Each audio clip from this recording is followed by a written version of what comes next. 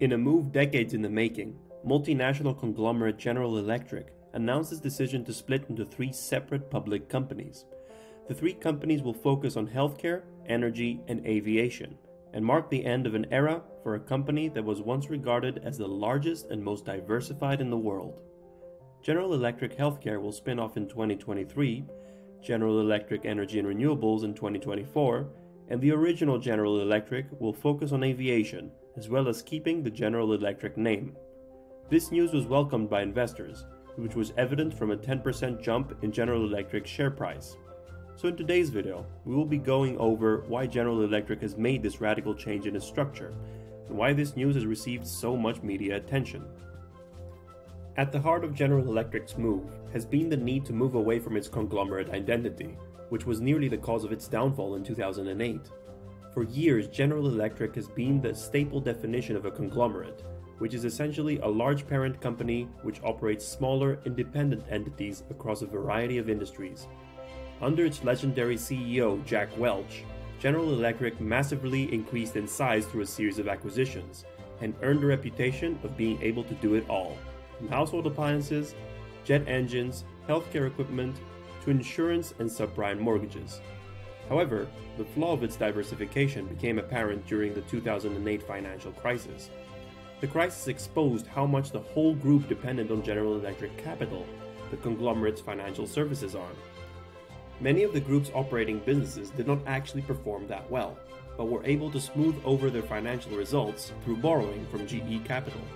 The crisis caused GE Capital to almost collapse, but it was saved from a bailout from Warren Buffett. Since then, the company has been consistently underperforming the market and has been hugely in debt. It became clear that the conglomerate's size and complexity was an issue, as its diversification meant it lacked a certain direction and an ability to respond to market shifts. GE CEOs therefore began a series of disposals and deleveraging of several parts of the conglomerate's business. An example of that was the selling of GE Capital's specialty finance portfolio to Wells Fargo for $30 billion and shedding $75 billion of debt over the last 3 years. GE's split meant three specialized companies is the final stage of this process of slimming down, and a movement away from its former hyper-diversified structure. According to GE's current CEO, Larry Culp, the split will allow for greater sector focus and accountability. The greater sector focus will benefit the newly formed companies by giving them more control over the talent they hire and enabling them to attract dedicated investor bases. The accountability part comes part and parcel with being a smaller public entity, which means the management can monitor the company's performance more closely, as opposed to a massive conglomerate. The three-way split also allows for sharper capital allocation and more strategic flexibility of the companies. Through sharper capital allocation, they will be able to devote their resources to their specific company's mission within the sector, rather than devoting the resources instead to advance the conglomerate's size. Strategic flexibility will also help the companies operate better, as they will be able to respond to market and sector shifts in a more agile way. So why has this news drawn so much attention? As we described earlier, General Electric has long been a staple American industrial conglomerate and one of the largest companies in the world.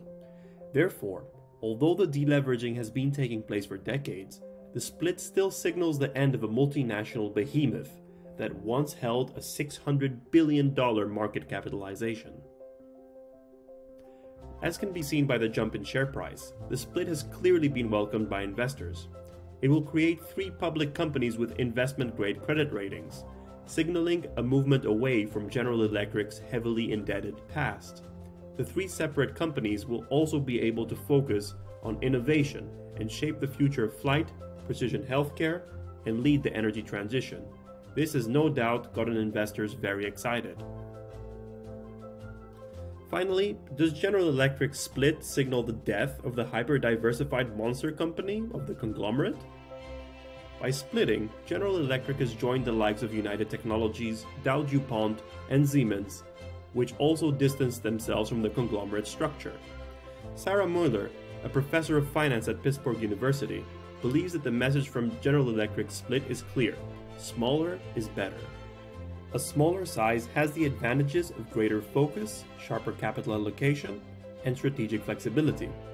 Also, a disadvantage of modern conglomerates is that they must compete for acquisitions for their expansion against private equity, which has become much more formidable in recent years. General Electric's split could also prompt existing conglomerates to consider splitting. Two examples are Toshiba and Shell, which are already facing pressure from their activist investors to do so. However, it may be too early to pronounce the conglomerate dead and done. General Electric needed to split due to how sprawling and unfocused its business operations were. However, Honeywell International Incorporated, Roper Technologies, and Fortive Corp are still examples of modern-day successful conglomerates.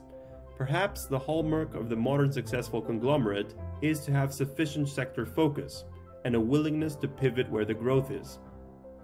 And with that, we have come to the end of our video. Thank you so much for watching, and please do consider giving us a like and comment as it helps us out a ton. Until next time!